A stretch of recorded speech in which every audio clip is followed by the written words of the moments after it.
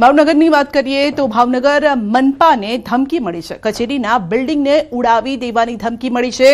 મનપાના મેલ પર ધમકી ભર્યો આવ્યો છે। આ ઈમેલ આવ્યો છે ધમકી ભર્યો અને બપોરે બિલ્ડિંગ ઉડાવી દેવાનો મેલ મળ્યો હતો। મેલમાં આ પ્રકારનો ઉલ્લેખ છે કે બપોરના સમયે આ પ્રકારની કોઈ ઘટનાને અંજામ અપાઈ શકે છે। તો મેલમાં જે પ્રકારે ધમકી મળી હતી, ધમકીના પગલે કચેરીમાં દોડધામ મચી ગઈ। મહાનગરપાલિકાને તાત્કાલિક ખાલી કરવામાં આવી। પોલીસ દ્વારા મહાનગરપાલિકા કચેરી ખાલી કરાવી બોમ્બ સ્ક્વોડ દ્વારા ચેકિંગ હાથ ધરાયું। મહાનગરપાલિકાની બહાર ફાયર, બોમ્બ સ્ક્વોડ, પોલીસ 108 સહિતનો કાફલો તૈનાત કરાયો અને હાલ પોલીસ દ્વારા તમામ પ્રકારનું ચેકિંગ પણ હાથ ધરવામાં આવ્યું છે। સાવચેતીના ભાગરૂપે તમામ લોકોને મહાનગરપાલિકાથી દૂર કરવામાં આવ્યા।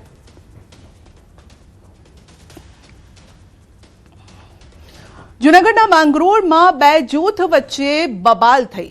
જમાત ખાને હિસાબની મીટિંગમાં મારામારી થઈ તો સમાજના પૈસાના હિસાબ બાબતે આખો વિવાદ થયો હતો। આગેવાનોએ હિસાબનો ખાર રાખીને હુમલો કર્યો।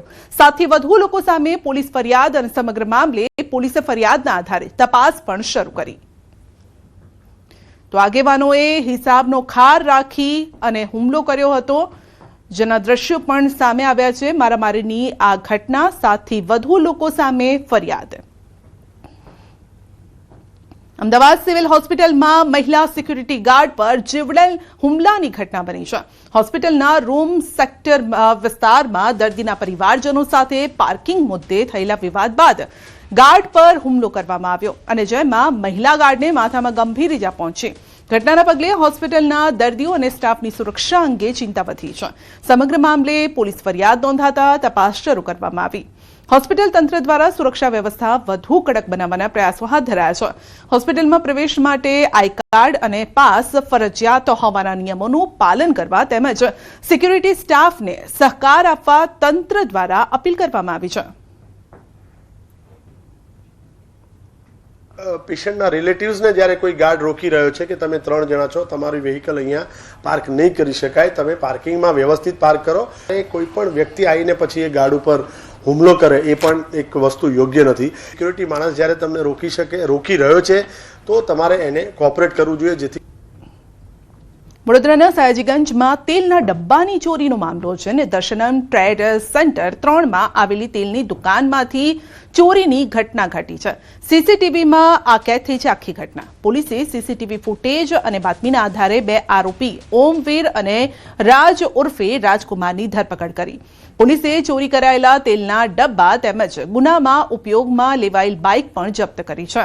પોલીસ તપાસમાં ખુલાસો થયો છે કે બંને આરોપીઓ સામે અગાઉ પણ ચોરી, મારામારી સહિતના અનેક ગુનાઓ નોંધાયેલા છે। હાલ પોલીસે અન્ય ગુનાઓ અંગે વધુ તપાસ પણ હાથ ધરી છે। લવ જેહાદ મામલે બીજી ફરિયાદ। બળાત્કાર, બનાવટી દસ્તાવેજ અને ખંડણીની કલમ ઉમેરાઈ છે। કરીમ સિપાઈ સામે બીજી ફરિયાદ અને હજુ પણ અન્ય ભોગ બનનાર સામે આવી શકે છે। તો કરીમ સિપાઈ સામે ફરિયાદ નોંધાઈ છે અને આ બીજી ફરિયાદ છે। મહેસાણામાં સ્વચ્છતા અભિયાનને વેગ આપવા માટે હવે એસટી નિગમે કડક કાર્યવાહી શરૂ કરી છે। જાહેર સ્થળો અને એસટી બસોમાં ગંદકી ફેલાવતા મુસાફરો સામે દંડની કાર્યવાહી કરવામાં આવશે।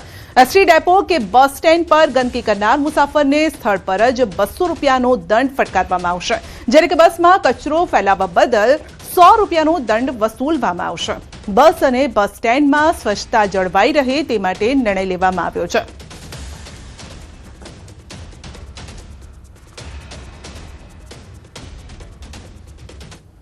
બસની અંદર મુસાફરો દ્વારા જો ગંદકી કરવામાં આવે તો ચાલુ બસે કંડક્ટર પણ 100 રૂપિયા દંડની જોગવાઈ કરી શકે છે અને ડેપોની પ્રિમાઇસની અંદર મુસાફરો જો ગંદકી કરતા માલુમ પડે તો ડેપો મેનેજર અથવા સુપરવાઇઝર દ્વારા 200 રૂપિયા જીએસટી સાથે દંડની જોગવાઈ હાલમાં અમલી છે। દાહોદના દેવગઢ બારિયા તાલુકાના પીપલોદ ગામમાં મેઇન બજાર નજીક આવેલ જૂની રેલવે ફાટક અને જૂના રણધી કપૂર રોડ વિસ્તાર આજે પણ સ્થાનિકો માટે જીવલેણ માર્ગ સાબિત થઈ રહ્યો છે। વર્ષોથી લોકો જીવના જોખમે રેલવે ટ્રેક ઓળંગીને અવરજવર કરવા માટે મજબૂર છે અને છતાં પણ જવાબદાર તંત્ર દ્વારા કોઈ પણ કાયમી ઉકેલ લાવવામાં નથી આવ્યો। સ્થાનિકોના જણાવ્યા મુજબ આ માર્ગ પરથી મધ્યસ્થ શાળા, કમલ હાઈસ્કૂલ અને તેજસ વિદ્યાલયના આશરે 2000 વિદ્યાર્થીઓ દરરોજ પસાર થાય છે। ઉપરાંત દેવગઢ બારિયા ખાતે ઉચ્ચ અભ્યાસ માટે જતા અંદાજે 800 વિદ્યાર્થીઓ પણ આ જ માર્ગનો ઉપયોગ કરે છે।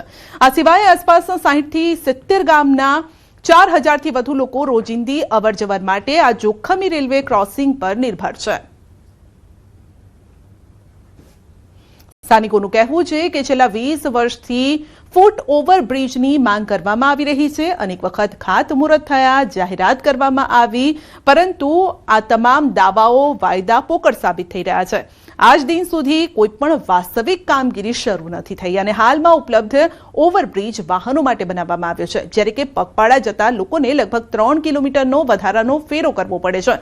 પરિણામે મોટાભાગના લોકો સીધા રેલવે ટ્રેક પરથી પસાર થવાનું પસંદ કરે છે। તંત્રની નિષ્ક્રિયતા સામે લોકોમાં ભારોભાર રોષ છે। કોઈ મોટી દુર્ઘટના સર્જાય તે પહેલા તંત્ર જાગે અને તાત્કાલિક ધોરણે ફૂટ ઓવરબ્રિજ બનાવવામાં આવે તેવી સ્થાનિકોની માંગ છે। તો જીવના જોખમે લોકો આ રીતે રસ્તો પસાર કરી રહ્યા છે। રેલવે ટ્રેક પરથી બાળકો અભ્યાસ માટે જઈ રહ્યા છે। માની લો કોઈ મોટી દુર્ઘટના ઘટે તો જવાબદાર કોણ? શા માટે તેઓ માટે કોઈ વૈકલ્પિક રસ્તો બનાવવામાં નથી આવતો? 2000 બાળકોનો આ સવાલ છે, તેમના ભણતરનો સવાલ છે અને તેમના જીવનો સવાલ છે। શું આ બાળકોનો જીવ એ જીવ નથી? શા માટે તેમના જીવ સાથે આ રીતે રમત રમવામાં આવે છે? અકસ્માતો બાદ પણ તંત્ર કેમ હજુ સુધારવા માટે તૈયાર નથી? પગપાળા લોકો માટે કેમ કોઈ વૈકલ્પિક વ્યવસ્થા નથી કરવામાં આવતી?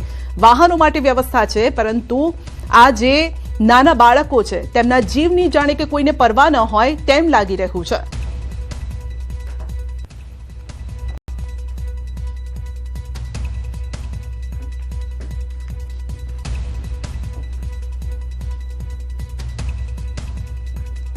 તો સવાલ હવે એ છે કે આ જોખમી સફર ખેડી રહ્યા છે ન કરે નારાયણ ને ક્યારેક માની લો કે એવી કોઈ ઘટના બની જાય તો આખરે જવાબદાર કોણ રહેશે?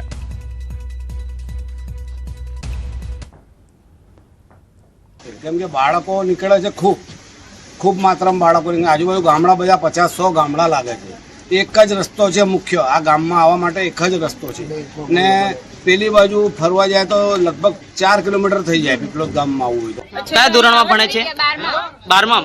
તો રોજ આવી રીતના નીકળવા પડે છે?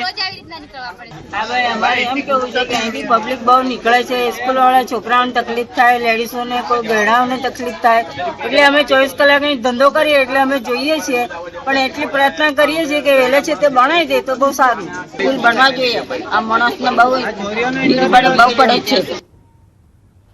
આ તરફ સુરતના પલસાણાના બગુમરા રેલવે ફાટક પાસે ટ્રેનની અડફેટે આવતા યુવકનું મોત થયું છે। ઘટનાની જાણ થતાં પોલીસ ઘટના સ્થળે પહોંચી તપાસ હાથ ધરી। પોલીસે મૃતદેહને પીએમ માટે ખસેડી આગળની કાર્યવાહી હાથ ધરી છે। મૃતક રાજસ્થાનના ભીલવાડા જિલ્લાનો રહેવાસી હતો।